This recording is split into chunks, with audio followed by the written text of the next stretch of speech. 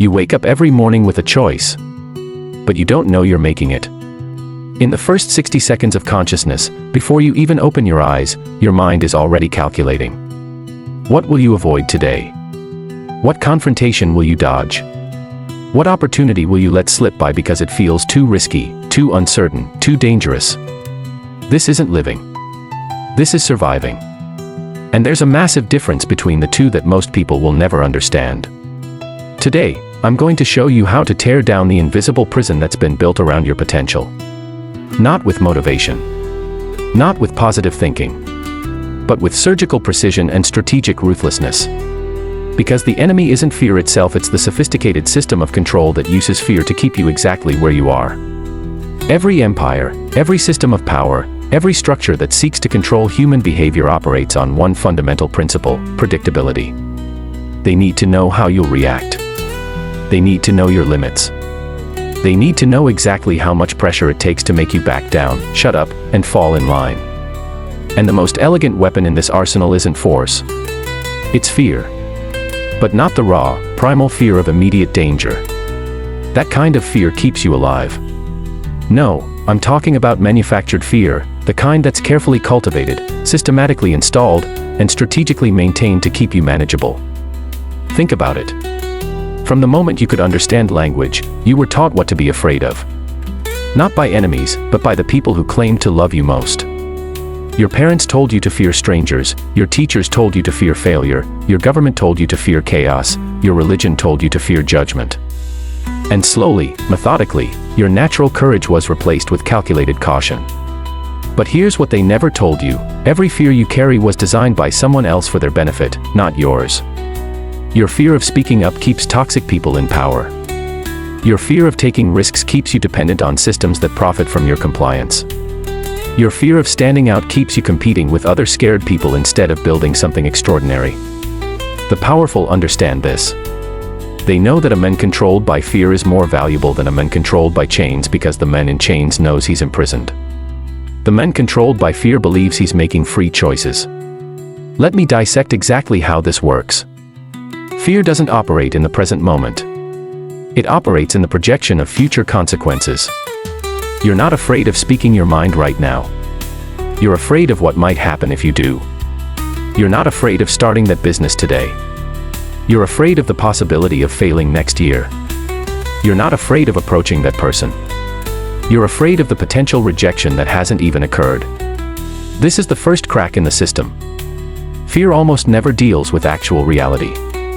It deals with imagined scenarios, projected outcomes, and elaborate stories your mind constructs about what could go wrong. And here's the cruel irony: most of the things you fear will never happen. But even if they don't, the fear of them happening controls your behavior as if they were guaranteed. Think about your own life. How many opportunities have you avoided because of consequences that never materialized? How many times have you prepared for disasters that never came? How many versions of catastrophe have you rehearsed in your mind that remain pure fiction? You're being controlled by ghosts, stories, illusions. And the more you feed these illusions with attention, the more real they become in your psychological landscape. You start living in a world that exists primarily in your imagination, a world where everyone is judging you, where every risk leads to ruin, where every bold move results in exile. But while you're fighting these imaginary battles, real opportunities are passing you by.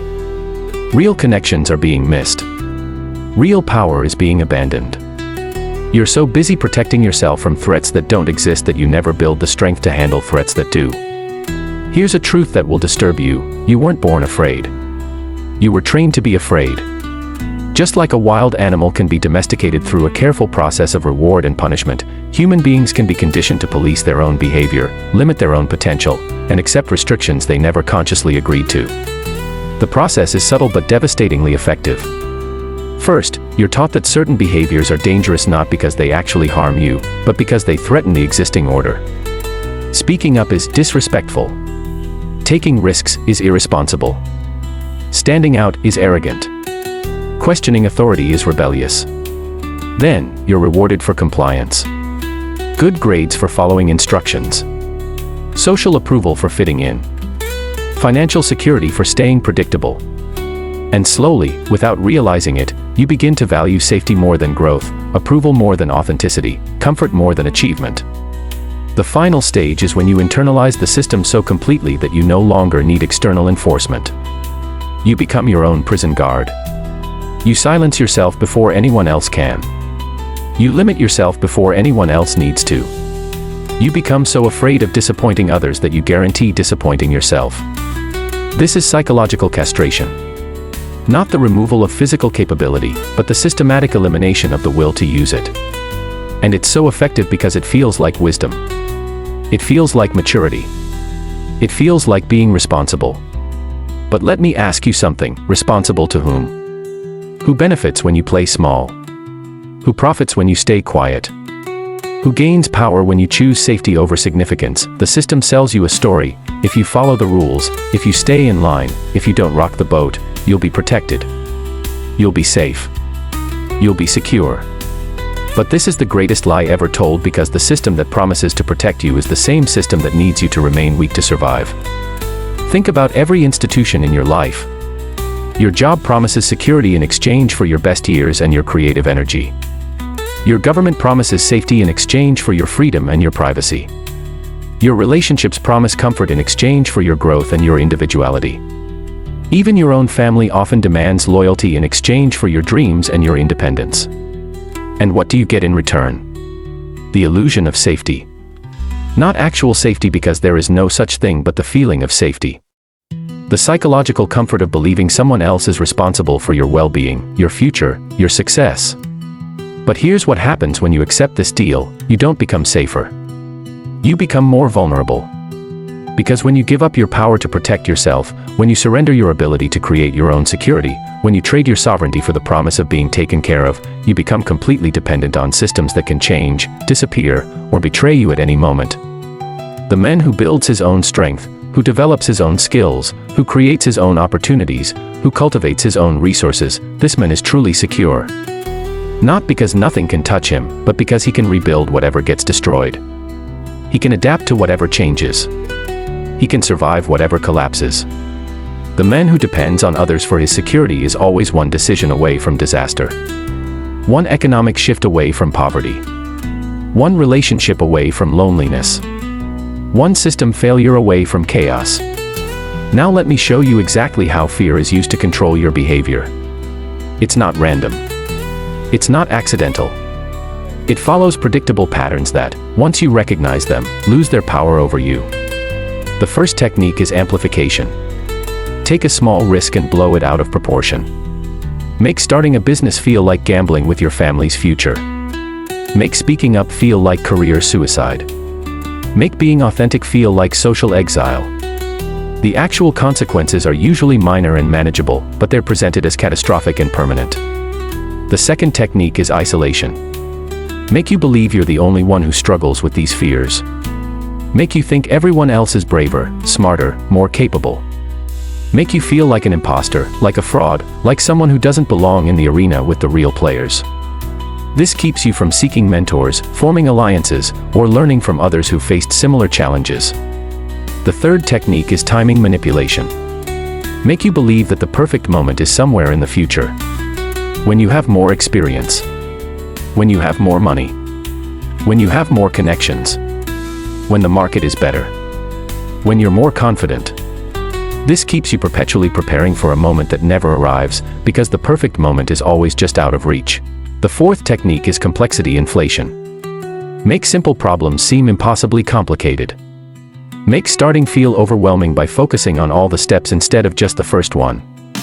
Making decisions feels paralyzing by presenting too many options instead of focusing on the most important choice.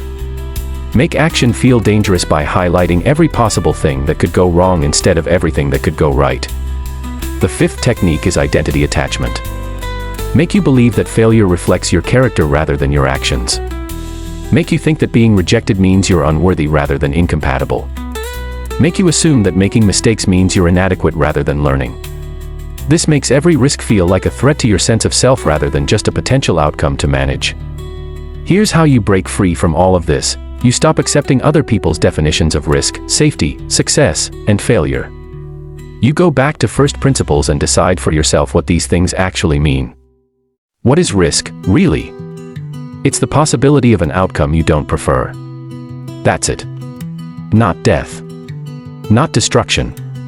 Not permanent damage. Just an outcome you wouldn't choose. And when you realize that most risks are just inconveniences disguised as catastrophes, you start making very different decisions. What is safety, really?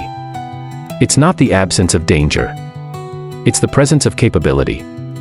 A man who can solve problems, adapt to change, and create value wherever he goes is infinitely safer than a man who depends on circumstances staying the same forever. What is success, really? It's not achieving some external standard of accomplishment. It's becoming the kind of person who can achieve whatever he sets his mind to. It's developing the skills, the mindset, and the character that make success inevitable rather than accidental. What is failure, really? It's not the end of your story. It's information, data, feedback. It's the tuition you pay for the education that experience provides.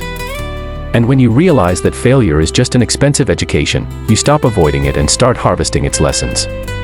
When you define these concepts for yourself, based on your own values and your own goals, rather than accepting the definitions that were programmed into you by people with their own agendas, everything changes. Decisions that once felt terrifying start feeling like obvious next steps. Risks that once seemed insurmountable start looking like calculated investments.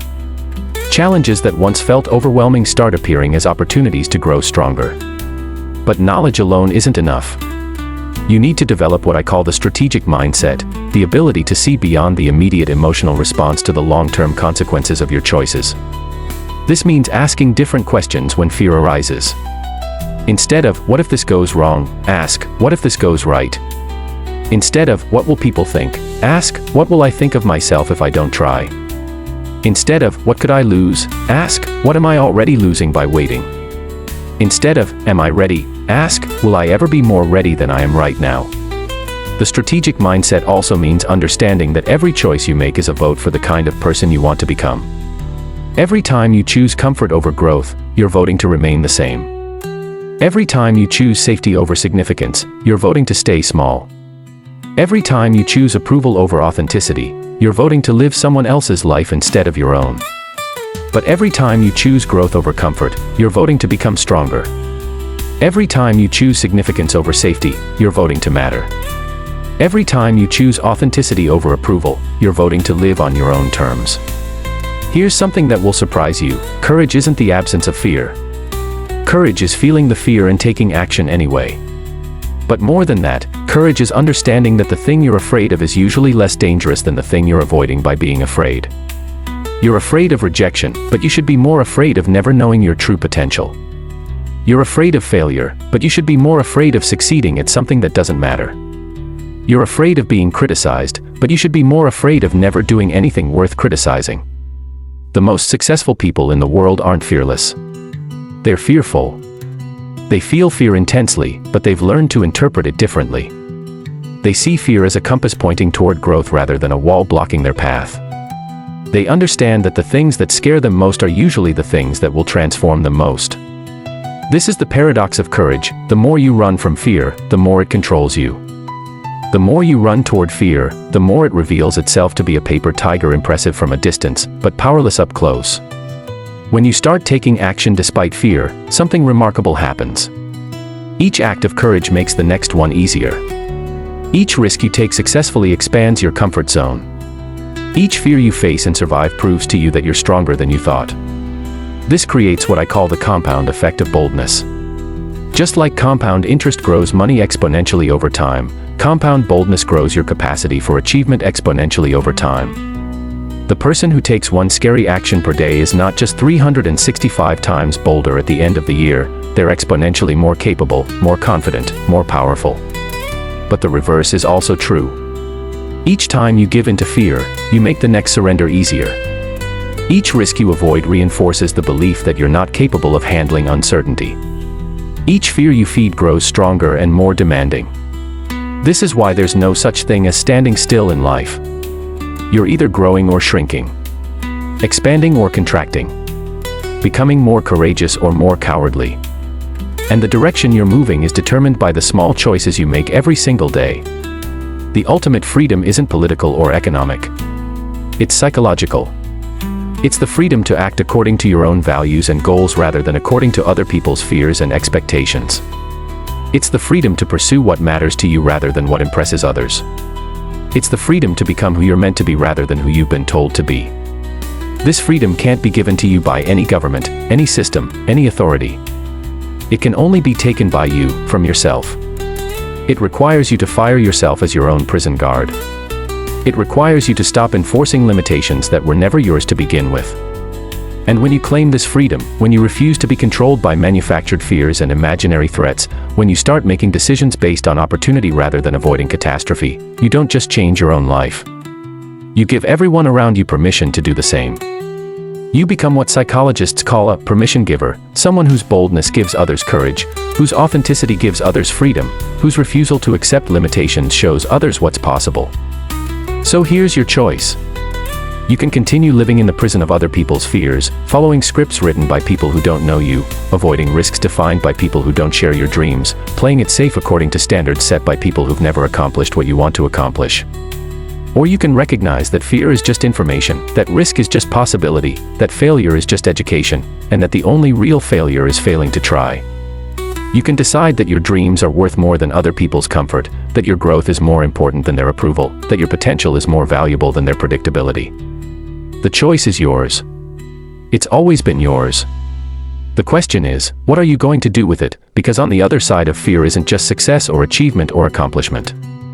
On the other side of fear is the person you're meant to become. The person who doesn't need permission to act, approval to speak, or validation to exist. The person who creates rather than consumes, who leads rather than follows, who shapes reality rather than being shaped by it. That person has been waiting for you to find them. They're waiting on the other side of every fear you refuse to face, every risk you won't take, every bold action you continue to postpone. The time for waiting is over. The time for excuses has passed. The time for action is now. What are you going to do about it?